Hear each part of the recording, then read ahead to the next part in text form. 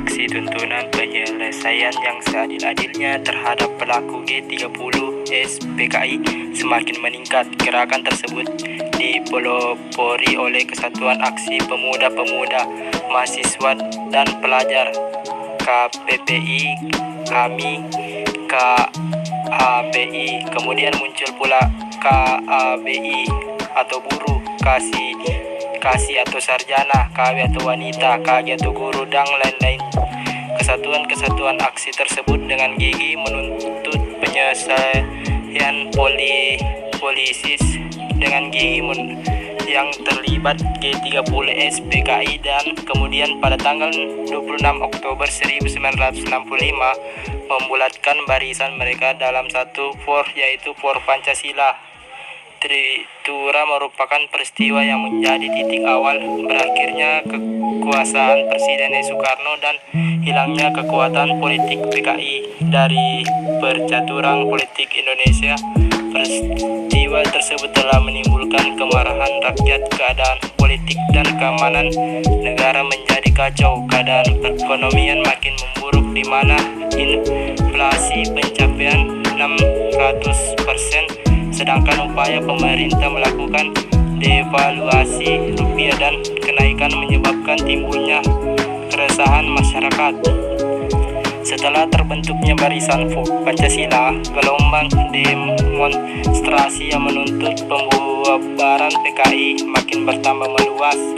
Situasi yang menjurus ke arah konflik politik makin bertambah panas oleh keadaan ekonomi yang semakin memburuk. Perasaan tidak puas terhadap keadaan saat ini mendorong para pemuda dan mahasiswa menyetus TRI atau 3 tuntutan rakyat yang lebih dikenal dengan sebutan Triutra atau Tri Tuntunan Rakyat. Pada 12 Januari 1966 diperoleh oleh KAMI dan KPPI, kesatuan-kesatuan aksi yang tergabung dalam For Pancasila, mendatangi DPR GR mengajukan 3 buah tuntutan, yaitu 1. Pembubaran PKI, 2. Pembersihan kabinet dari unsur-unsur G30 atau PKI, 3. Penurunan harga, perbaikan ekonomi. Tuntutan rakyat difokuskan agar Presiden Soekarno membubarkan PKI, walaupun kenyataannya pada tahun 1966 ternyata 3 tuntutan tersebut belum terpenuhi. Presiden untuk menenangkan rakyat, Presiden Soekarno mengadakan perubahan kabinet Dewi Kora menjadi kabinet 100 menteri yang ternyata belum juga memuaskan hati rakyat, karena di dalamnya masih bercokol tokoh-tokoh yang terlibat dalam peristiwa G30 SPKI. Pada saat pelantikan kabinet 100 menteri pada tanggal 24 Februari 1966, para mahasiswa, pelajar dan pemuda memiliki jalan-jalan menuju Istana Merdeka. Aksi itu dihadang oleh pasukan Cakrawirawa sehingga menyebabkan bentrok antara pasukan Cakrawirawa dengan para demonstran yang menyebabkan gugurnya mahasiswa Universitas Indonesia bernama Arif Rahman Hakim. Sebagai akibat dari aksi itu, keesokan harinya, yaitu pada tanggal 25 Februari 1966, berdasarkan keputusan Panglima Komando Dayang Malaysia Bogam, yaitu Presiden Soekarno sendiri, kami dibubarkan. Pembubaran kami dibahas oleh mahasiswa Bandung dengan mengeluarkan ikrar keadilan dan kebenaran, dan disertai munculnya massa buruh baru dan nama Kesatuan Aksi Pelajar Indonesia KPI. Protes terhadap pemburuan kami juga dilakukan oleh Front Pancasila dan meminta kepada pemerintah agar meninjau kembali pembubaran kami. Dalam suasana yang demikian, pada 8 Maret 1966, para pelajar dan mahasiswa yang melakukan demonstrasi menyerbu dan mengobrak-abrik gedung Departemen Luar Negeri. Selain itu, mereka juga membakar kantor Berita Republik Rakyat Cina (RRC). Hasil aksi para demonstran tersebut menimbulkan kemarahan Presiden Soekarno. Pada hari itu juga Presiden mengeluarkan perintah harian supaya agar seluruh komponen bangsa waspada terhadap usaha-usaha membelokkan jalannya revolusi ketika ke kanan. dan supaya siap sedia untuk menghancurkan setiap usaha yang langsung maupun tidak langsung bertujuan merongrong kepemimpinan, kewibawaan, atau kebijakan presiden, serta memperhebat penggayangan terhadap nuklir serta proyek Pristin Malaysia. Pada tanggal 11 Maret 1966, Presiden Soekarno mengadakan sidang kabinet. Pertemuan ini dilakukan untuk mengantisipasi krisis politik yang semakin memuncak. Belum lama Presiden berpidato dalam sidang, ia diberitahu oleh Brigjen Sabur, Komandan Cakrabirawa, bahwa di luar istana terdapat pasukan tanpa tanda pengenal dengan seragamnya. Meskipun ada jaminan dari Panglima Jaya Amir Mahmud yang hadir waktu itu bahwa keadaan tetap aman, Presiden Soekarno tetap merasa khawatir dan segera meninggalkan sidang. Tindakan itu dilakukan oleh Waperdam 1 Dr. Subaryo dan Waperdam 3 Dr. Hairul Saleh yang bersama-sama dengan Presiden segera menuju Bogor dengan helikopter.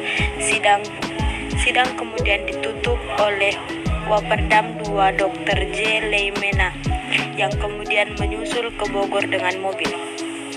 Sementara itu, 3 orang perwira tinggi TNI AD yaitu Maijen Basuki Rahmat, Brigjen M. Yusuf, dan Brigjen Amir Mahmud yang juga ikut sidang paripurna kabinet sepakat untuk menyusul Presiden Soekarno ke Bogor. Sebelum berangkat, ketiga perwira tinggi itu meminta izin kepada atasannya, yakni Menteri atau Panglima Angkatan Darat, Letnan Jenderal Soeharto, yang juga merangkap selaku Panglima Kopkamtib. Pada waktu itu, Letnan Jenderal Soeharto sedang sakit sehingga diharuskan beristirahat di rumah. Niat ketiga perwira itu disetujuinya. Maijen Basuki Rahmat menanyakan apakah ada pesan khusus dari Letjen Soeharto untuk Presiden Soekarno.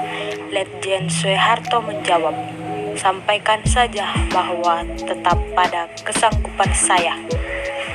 Beliau akan mengerti," ucap dari Letjen Soeharto. Ternyata disebabkan oleh adanya perbedaan pendapat ketika pertemuan mereka di Bogor pada tanggal 2 Oktober 1965 setelah meletusnya pemberontakan G30S atau PKI antara Presiden Soekarno dengan Letjen Soeharto. Terjadi perbedaan pendapat mengenai kunci bagi usaha merendahkan pergolakan politik saat itu.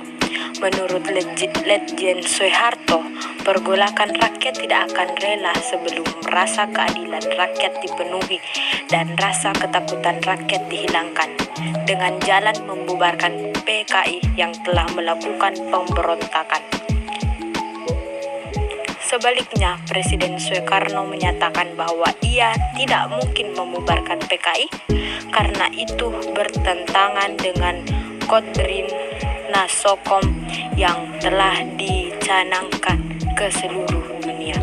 Dalam pertemuan-pertemuan selanjutnya, perbedaan paham itu tetap muncul. Pada suatu ketika, Soeharto menyediakan diri untuk membubarkan PKI asal mendapat kebebasan bertindak dari Presiden. Pesan Soeharto yang disampaikan kepada ketiga seorang perwira tinggi yang akan berangkat ke Bogor mengacu kepada kesanggupan tersebut. Di Istana Bogor, ketiga perwira tinggi mengadakan pembicaraan dengan Presiden yang didampingi oleh Dotrandes Subandrio, Dotrandes J. Leimena, dan Dotrandes Hairul Saleh. Sesuai dengan kesimpulan pembicaraan, ketiga perwira tinggi tersebut bersama dengan Komandan Resimen Cakrabirawa, Brigjen Sabur, kemudian diperintahkan membuat konsep surat perintah kepada Letjen Soeharto untuk memulihkan keadaan dan kewibawaan pemerintah. Setelah dibahas bersama, Akhirnya Presiden Soekarno menandatangani surat perintah yang kemudian terkenal dengan nama Surat Perintah 11 Maret atau SP 11 Maret atau Super Semar. Super Semar berisi pemberian mandat kepada Letjen Soeharto selaku Panglima Angkatan Darat dan Pangkop Kamtib untuk memulihkan keadaan dan kewibawaan pemerintah. Dalam menjalankan tugas, penerima mandat diharuskan melaporkan segala sesuatu kepada Presiden. Mandat itu kemudian dikenal sebagai Surat Perintah 11 Maret atau Super Semar. Keluarnya Super Semar dianggap sebagai tonggak lahirnya Orde Baru.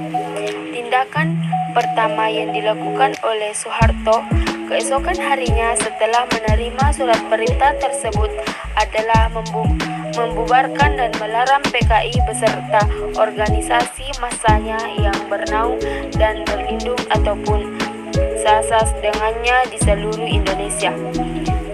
Terhitung sejak tanggal 12 Maret 1966, pembubaran itu mendapat dukungan dari rakyat karena dengan demikian salah satu di antara Tritura telah dilaksanakan.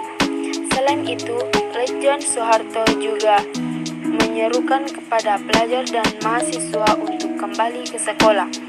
Tindakan berikutnya berdasarkan Super Semar adalah dikeluarkannya keputusan Presiden nomor 5 tanggal 18 Maret 1966 tentang penahanan 15 orang menteri yang diduga terkait dengan pemberontakan G30S PKI ataupun dianggap memperlihatkan itikad tidak baik dalam menyelesaikan masalah itu. Demi lancarnya tugas pemerintah, Letjen Soeharto mengangkat 5 orang menteri koordinator ad interim yang menjadi presidium kabinet. Kelima tersebut ialah Sultan Hamengkubuwono IX, Adam Malik, Dr. Andes Ruslan, Abdul Ghani, Dr. Andes KH Idam Khalid, dan Dr. Andes J. Lemana. Terlihat gejala krisis kepemimpinan nasional yang mengarah pada dualisme kepemimpinan. Saat pihak Presiden Soekarno masih menjabat presiden, namun pamornya telah kian merosot. Soekarno dianggap tidak aspiratif terhadap tuntutan masyarakat yang mendesak agar PKI dibubarkan.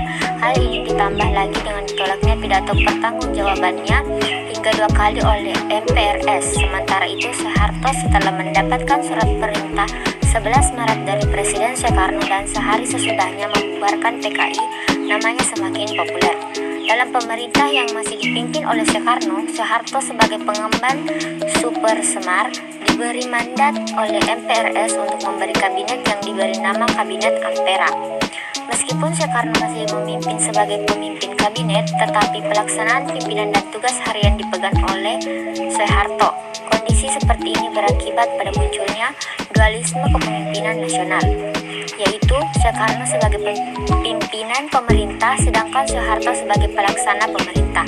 Presiden Soekarno sudah tidak banyak melakukan tindakan-tindakan pemerintah, sedangkan sebaliknya Letjen Soekarno banyak menjalankan tugas-tugas harian pemerintah. Adanya dualisme kepemimpinan nasional ini akhirnya menimbulkan pertentangan politik dalam masyarakat, yaitu mengarah pada munculnya pendukung Soekarno dan pendukung Soeharto. Hal ini jelas membahayakan persatuan dan kesatuan bangsa. Guna menyelesaikan bahaya persatuan dan kesatuan bangsa tersebut, maka salah seorang sahabat Soekarno, M.R. Hardy menemui Presiden Soekarno dan memohon agar Presiden Soekarno membuka prakarsa untuk mengakhiri dualisme kepemimpinan negara. Karena dualisme kepemimpinan inilah yang menjadi sumber konflik politik yang tak kunjung berhenti. Mr. Hardy menyarankan agar Soekarno sebagai mandataris MPRS menyatakan non-aktif di depan sidang Bapak Pekerja MPRS dan menyetujui pembubaran PKI. Presiden Soekarno menyetujui saran Mr. Hardy. Untuk itu disusunlah surat penugasan mengenai pimpinan pemerintah sehari-hari kepada pemegang surat perintah 11 Maret 1966. Setelah melalui beberapa pertemuan antara Presiden Soekarno dan Letnan Jenderal Soeharto, lalu Letnan Jenderal Soeharto mengajukan draft berisi pernyataan bahwa Presiden berhalangan atau menyerahkan kekuasaan kepada pengembang Surat Perintah 11 Maret 1966. Pada awalnya, Presiden Soekarno tidak berkenan dengan usulan draft tersebut, namun kemudian sikap Presiden Soekarno melunak. Ia memerintahkan agar Soeharto beserta Panglima Angkatan berkumpul di Bogor pada hari Minggu, tanggal 19 Februari 1967. Presiden menyetujui draft yang dibuat, dan pada tanggal 20 Februari, draft surat itu telah ditandatangani oleh Presiden. Ia meminta agar diumumkan pada hari Rabu tanggal 22 Februari 1967, tepat pada pukul 19.30. Presiden Soekarno membacakan pengumuman resmi pengunduran dirinya. Pada tanggal 12 Maret 1967, Jenderal Soeharto dilantik menjadi pejabat Presiden Republik Indonesia oleh Ketua MPRS Jenderal Abdul Haris Nasution. Setelah setahun menjadi pejabat Presiden, Soeharto dilantik menjadi Presiden Republik Indonesia pada tahun kedua. Pada tanggal 27 Maret 1968, dalam sidang umum FMPRS melalui tab nomor XLIV atau MPRS atau pada tahun 1968, Jenderal Soeharto dikukuhkan sebagai Presiden Republik Indonesia hingga terpilih Presiden oleh MPR hasil pemilu. Pengukuhan tersebut menandai berakhirnya dualisme kepemimpinan nasional dan dimulainya pemerintah Orde Baru. Peran Maijen Soeharto dalam peristiwa 30 September 1965 sangat viral hingga diangkat sebagai Panglima Komando Operasi Pemulihan Keamanan dan Ketertiban atau Pangkop Kamtib sekaligus Menteri Panglima Angkatan Darat pada tanggal 1 Oktober 1965. Salah satunya perwira yang memiliki informasi lengkap tentang gerakan 30 September sehingga berhasil menguasai keadaan adalah Maijen Soeharto. Strategi yang dilakukan oleh Soeharto hingga pada akhir berhasil menduduki kursi kepresidenan oleh sejumlah peneliti sering disebut sebagai kudeta perangkap atau trapping coup. Diawali dengan sedikit demi sedikit menyingkirkan orang-orang yang loyal terhadap Soekarno melalui tuduhan terlibat gerakan 30 September dan dibantu kekuatan mahasiswa dan angkatan darat. Soeharto berhasil melenyapkan mereka yang dianggap kiri komunis